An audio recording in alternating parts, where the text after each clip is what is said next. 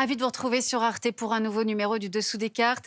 On commence avec cette image qui restera le 10 septembre 2024, le débat télévisé entre Donald Trump et Kamala Harris, les deux candidats à la présidentielle, symptomatique d'une Amérique coupée en deux, polarisée à l'extrême, et deux visions du monde qui se sont affrontées ce soir-là sur un plateau.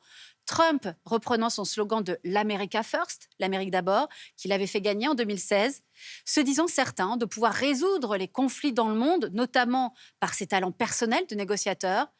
Et à l'inverse, Kamala Harris, elle, qui remet le multilatéralisme au cœur de son projet diplomatique. Les deux candidats ayant cependant au moins un terrain d'entente diplomatique, la protection d'Israël, même si Kamala Harris est la seule des deux à rappeler l'horizon indépassable d'une solution à deux États. L'occasion pour nous de confronter ce qu'aura été la diplomatie américaine de Trump et celle de Biden au cours de leurs mandats présidentiels respectifs. Entre rupture et continuité, vous allez voir, sortons nos cartes. Depuis la fin de la Seconde Guerre mondiale, les États-Unis ont cherché à contenir l'influence soviétique, mais aussi chinoise, en Asie-Pacifique. Cette volonté d'endiguement va prendre, avec les guerres de Corée et du Vietnam, la forme d'une double ceinture de bases militaires dans le Pacifique. L'une qui part de Yokosuka, au Japon, siège de la 7e flotte américaine, passe par les îles de Guam, possession américaine, de Palaos, la Papouasie et l'Australie. L'autre qui part de la Corée du Sud, passe par Taïwan, les Philippines, pour rejoindre Singapour. Mais Pékin entend désormais chasser les États-Unis de ce qu'elle considère comme sa zone d'influence historique, l'Asie-Pacifique. La Chine n'a eu de cesse depuis plusieurs décennies de moderniser sa marine, qui est actuellement la deuxième au monde, avec 252 000 marins, derrière celle des États-Unis, qui compte 334 000 hommes. Au niveau régional, la Chine se situe loin devant le Japon ou la Corée. Elle utilise cette puissance pour annexer des îles en mer de Chine méridionale appartenant aux autres pays riverains de la région, tels le Vietnam ou les Philippines, au mépris du droit international. Au-delà de la puissance maritime dans la région, les États-Unis se fixent aussi comme priorité de ne pas se laisser dépasser par l'économie chinoise. Car le PIB de la Chine a connu, durant les 2 dernières décennies, une augmentation fulgurante. La croissance chinoise, même si elle connaît une baisse générale, reste supérieure à celle des États-Unis. Et la balance commerciale entre les deux puissances est largement déficitaire pour Washington. En l'espace de 20 ans, la Chine est donc devenue une véritable rivale stratégique et commerciale des États-Unis. Voyons donc quelles ont été les stratégies des gouvernements Trump et Biden face aux dangers chinois. Lorsque Trump arrive au pouvoir en 2017, Washington a déjà commencé à opérer, depuis 2011, un redéploiement des forces américaines vers l'Asie-Pacifique. Trump va confirmer la dimension prioritaire de ce pivot asiatique en l'élargissant au Pacifique et à l'océan Indien. Mais il va opter pour une stratégie en rupture, très contre-productive. Il va délaisser la Corée du Sud, Japon, Taïwan, alliés traditionnels de Washington, pour tenter une approche bilatérale avec Pékin. Cette approche va échouer et pousser Trump à se lancer dans une véritable guerre commerciale basée sur une augmentation des droits de douane et une incitation à la réduction des importations chinoises auprès des entreprises américaines. Dans le même temps, Trump retire les États-Unis de l'accord de partenariat transpacifique, alors que cette participation, en garantissant le leadership américain, permettait de marginaliser la Chine au sein de la région. Trump entame également un dialogue avec le nord-coréen Kim Jong-un, qui se solde par une reprise des essais de missiles de Pyongyang. L'arrivée de Biden à la Maison-Blanche en 2021 est donc un véritable soulagement pour les alliés de Washington dans la région. Le Japon reçoit l'envoi de troupes supplémentaires portant à 54 000 le nombre de militaires américains présents sur son territoire, le contingent extérieur le plus important au monde. Washington met également en place un dialogue trilatéral Japon, Philippines, Corée du Sud. Le Japon signe également des accords de défense avec l'Australie, le Royaume-Uni et Taïwan et se rapproche du Vietnam et de l'Inde. Aux Philippines, le nombre de bases militaires américaines passe en 2023 de 5 à 9, dont 3 situées à proximité du canal de Bashi, un passage stratégique qui permet à la Chine de rejoindre le Pacifique. Enfin, Taïwan, dont l'annexion est l'un des objectifs prioritaires pour Pékin, obtient une promesse d'intervention militaire américaine en cas d'agression chinoise, au même titre qu'un partenaire de l'OTAN.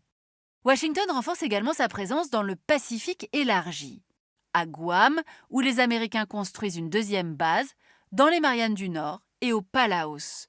Ils resserrent également leurs liens diplomatiques avec les îles Salomon et la Papouasie-Nouvelle-Guinée. Biden relance également le Quad, dialogue quadrilatéral initialement économique entre les États-Unis, le Japon, l'Inde et l'Australie, structure créée en 2007 et mise de côté par Trump. Et en septembre 2021, Biden initie une alliance militaire avec l'Australie et le Royaume-Uni, baptisée AUKUS. Sur le plan économique, le gouvernement Biden a mis en place en 2022 un cadre économique pour l'Indo-Pacifique afin de faciliter les transactions commerciales entre 13 pays de la région et qui exclut la Chine. Néanmoins, sur le sol américain, le démocrate Biden s'inscrit dans la continuité de Trump, sur le maintien de droits de douane élevés avec la Chine, sur la relocalisation d'industries vitales pour la compétitivité et la sécurité américaine, sur la restriction des exportations technologiques sensibles vers la Chine. On l'aura compris, il y a donc relative continuité de Trump à Biden pour défendre les intérêts américains face à la montée en puissance chinoise. Il y a malgré tout une différence d'approche diplomatique entre les deux présidents, Biden ayant tenté, par l'entremise de son conseiller à la sécurité nationale Jake Sullivan, de multiplier les rencontres avec les Chinois depuis 2021 en vue d'un relatif apaisement. Objectif, faire retomber la pression entre Pékin et Washington, d'autant plus que de nouveaux grands conflits sont apparus qui mobilisent la diplomatie américaine, les conflits Russie-Ukraine, Hamas-Israël et Hezbollah-Israël, deux conflits que Trump et Biden ne regardent pas du tout de la même manière. Après les ingérences russes pour favoriser l'élection de Trump en 2016 et la relation plus qu'ambiguë du président américain avec l'autocrate russe, l'arrivée de Biden au pouvoir réinstalle la méfiance historique de Washington vis-à-vis de Moscou. Et quand la Russie envahit l'Ukraine en février 2022, le gouvernement démocrate soutient Kiev sans faillir et au-delà, rassure par un engagement redoublé les pays d'Europe orientale, Pologne, États baltes et Roumanie, inquiets de l'expansionnisme poutinien. En 2 ans, les États-Unis ont apporté une aide à l'Ukraine de plus de 75 milliards de dollars. L'agression russe a eu pour autre conséquence de redonner une raison d'être à l'OTAN, un temps menacé par Trump qui considérait que les Européens devaient assurer seuls leur sécurité. En 2023 et 2024, l'Alliance s'est dotée de 2 nouveaux membres, la Finlande et la Suède.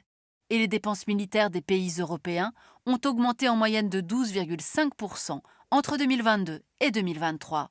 Contraints de se réengager en Europe, les États-Unis vont être aussi sollicités au Moyen-Orient à la suite de la reprise du conflit israélo-palestinien à l'automne 2023. D'autant que dans cette région du monde, la politique de Trump a laissé des traces, avec le soutien sans faille du clan Trump à Netanyahou et aux courants les plus ultras de la droite israélienne, avec le déménagement de l'ambassade américaine de Tel Aviv à Jérusalem, et avec ce projet de plan pour la paix, réduisant la Palestine à une peau de chagrin de villes et zones discontinues, reliées par des ponts et des tunnels. A l'inverse, les accords d'Abraham, qui entérinent la normalisation des rapports diplomatiques entre Israël et les Émirats, Bahreïn, le Soudan et le Maroc, ont contribué à pacifier la relation entre Israël et le monde arabe. Mais cette première étape vers une normalisation s'est avérée sans effet sur le règlement de la crise palestinienne.